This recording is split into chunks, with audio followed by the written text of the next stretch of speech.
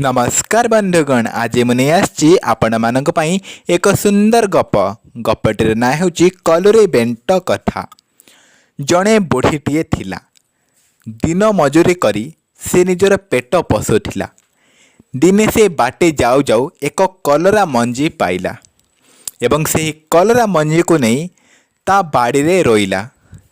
किसी दिन पर देखिला जे ता बाड़ी रे कलरा माड़ होई होई जाउची एवं ସେହି कलरा माଳରେ गोटे कलरा फଳି हलदी गुलुगुलु देखा जाउची। बुढ़ीर खुशी कहले न सरे।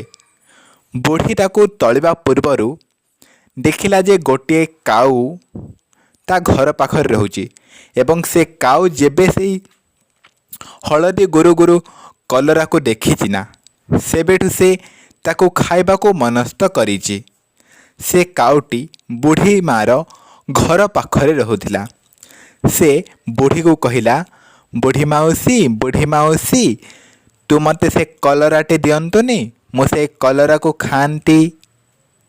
एहा परे बुढ़ी माउसी कहिला, अरे हाँ मु तते कलरा देवी बोली ही भाबुतली, किंतु मु देखिली तोर थंट एते मैला होईची, तू कलरा खाइबु केमिति?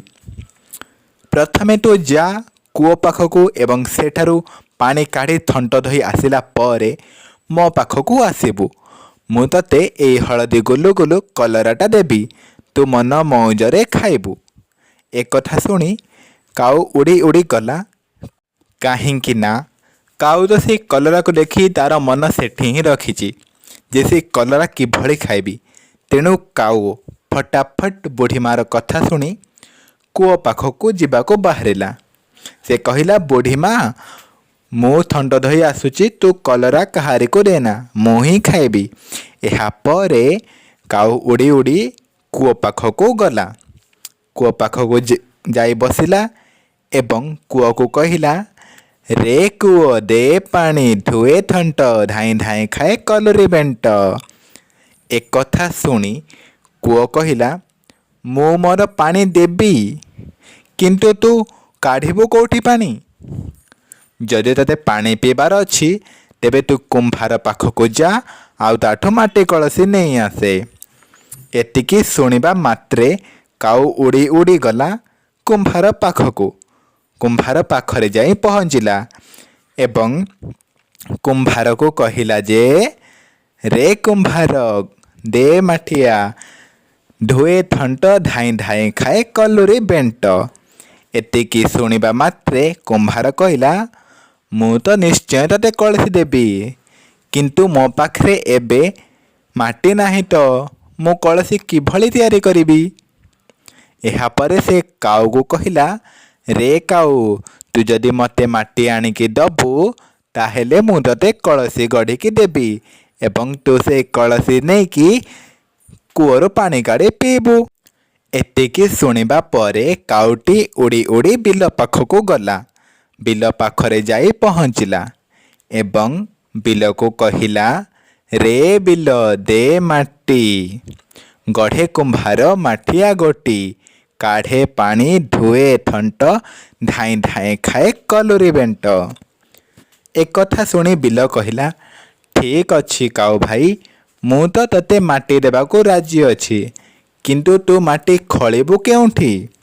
तेणु तू प्रथमे मिरिगी पाखकू जा, ताठू सिंह आनी तू माटी खली नेबू, मोर किछि आपत्ति नहीं।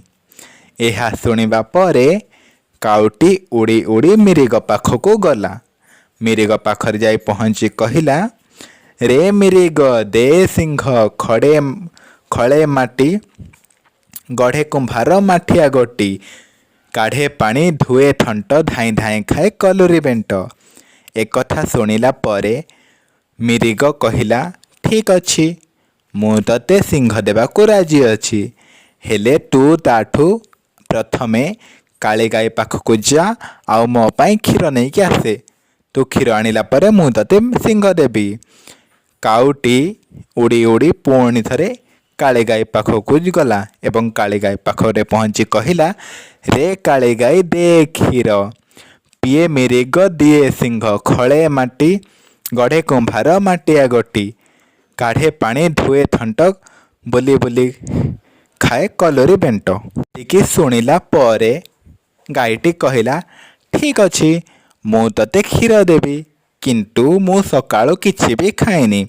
ଯଦି ତୁ ମୋତେ ଘାସ ଆଣିକି ଦେବୁ ମୁଁ ତୋତେ ନିଶ୍ଚୟ କ୍ଷୀର ଦେବି। ଏତିକି ଶୁଣିଲା ପରେ କାଉଟି ଉଡ଼ି ଉଡ଼ି ଉଡ଼ି ଉଡ଼ି ଗଲା ହିଡ଼ ପାଖକୁ ଏବଂ ହିଡ଼ ପାଖରେ ପହଞ୍ଚି କହିଲା, ରେ ହିଡ଼, ମୋତେ ଘାସ ଦେ। ହିଡ଼ଟି କହିଲା, ଠିକ୍ ଅଛି, ମୁଁ ତ ତୋତେ ଘାସ ଦେବି, କିନ୍ତୁ ତୁ ଘାସ କରିବୁ କ'ଣ? କାଉଟି କହିଲା, ରେ ହିଡ଼, ଦେ ଘାସ, ଖାଏ କାଳେ ଗାଈ, ଦିଏ କ୍ଷୀର, ପିଏ ମିରିଗ, ଦିଏ ସିଂହ, ଖଳେ ମାଟି, ଗଢ଼େ କୁମ୍ଭାର, ମାଠିଆ ଗୋଟି, ଧୁଏ ଥଣ୍ଟ, ପିଏ ପାଣି, ଧୁଏ ଥଣ୍ଟ ବୋଲି ବୋଲି ଖାଏ କଲୁରୀ ବେଣ୍ଟ। ଏକଥା ଶୁଣିଲା ପରେ ହିଡ଼ କହିଲା, ଠିକ୍ ଅଛି, ମୁଁ ତ ଘାସ ଦେବି, କିନ୍ତୁ ତୁ ତାକୁ ନେବୁ କେଉଁଠି? ଘାସକୁ କେମିତି କାଟିବୁ? ଏକଥା ଶୁଣି କାଉଟି କହିଲା, ଠିକ୍ ଅଛି, ମୁଁ ଯାଉଛି କମାର ପାଖକୁ, ତାଠୁ ଦା ନେଇକି ଆସିବି, ତାପରେ ମୁଁ ଘାସ କାଟିବି। କାଉଟି ଉଡ଼ି ଉଡ଼ି ଗଲା କମାର ପାଖକୁ। କମାର ପାଖରେ ଯାଇ ପହଞ୍ଚି କହିଲା, ରେ କମ୍ଭାର, ଦେ ଦା, କାଟେ ଘାସ, ଖାଏ କାଳେ ଗାଈ, ଦିଏ କ୍ଷୀର, ପିଏ ମିରିଗ, ଦିଏ ସିଂହ, ଖଳେ ମାଟି, ଗଢ଼େ କୁମ୍ଭାର, ମାଠିଆ ଗୋଟି, କାଢ଼େ ପାଣି, ଧୁଏ ଥଣ୍ଟ ବୋଲି ବୋଲି ଖାଏ କଲୁରୀ ବେଣ୍ଟ। ଏତିକି ଶୁଣିଲା ପରେ କମାର ଜଣଙ୍କ କହିଲା ଯେ, ତୁ ତ ଦା ନେବୁ, କିନ୍ତୁ କେମିତି ନେବୁ ଦା? ଏତିକି ଶୁଣିଲା ପରେ କୁମ୍ଭାରଟି ଜାଣିଲା ଯେ ଏ କାଉଟି ସେ ବୁଢ଼ୀ ମାଉସୀର କଲରା ବେଣ୍ଟ ଖାଇବାକୁ ଆସିଛି। ସେଥିପାଇଁ ବୁଢ଼ୀ ମାଉସୀ ତାକୁ ଏହିସବୁ କାମ ବତାଇଛି। ଏତିକି ଜାଣିଲା ପରେ କମ୍ଭାରଟି କହିଲା, ଠିକ୍ ଅଛି, ମୁଁ ତୋତେ ଦେବି। କାଉଟି କହିଲା, ଠିକ୍ ଅଛି, ତୁ ମୋର ଥଣ୍ଟରେ ସେଇଟା ରଖିଦେ, ମୁଁ ସେଇ ଦାଟିକୁ ନେବି। କିନ୍ତୁ କମାରଟି ବହୁତ ଚାଲାକ ଥିଲା। ସେ ଭାବିଲା ଯଦି ମୁଁ କାଉକୁ ସାହାଯ୍ୟ କରିଛି ଏକଥା ବୁଢ଼ୀ ମାଉସୀ ଜାଣେ, ତେବେ ମୋତେ ସେ ରାସ୍ତାରେ ଚଲେଇ ଦେବନି। ତେଣୁକରି ସେ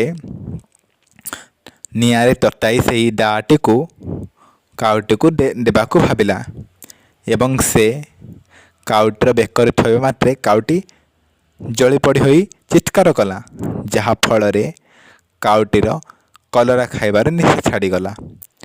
ଯଦି ଏହି ଭିଡ଼ିଓଟି ଆପଣଙ୍କୁ ଭଲ ଲାଗିଛି ତେବେ ନିଶ୍ଚୟ ଲାଇକ୍ କରନ୍ତୁ। Thank you.